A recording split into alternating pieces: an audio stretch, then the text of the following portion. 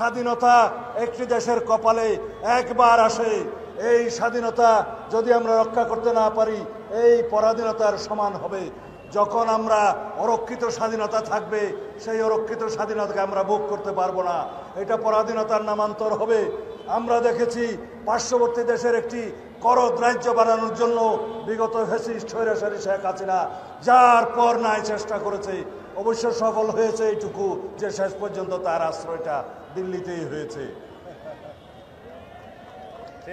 শেখ হাসিনা, আওয়ামী লীগ এবং ফ্যাসিস্টদের রাজনৈতিক মৃত্যু হয়েছে বাংলাদেশে, ঢাকায়, এই মিরপুরে, গুলিস্তানে, পল্টনে, কিন্তু দাফন হয়েছে দিল্লিতে।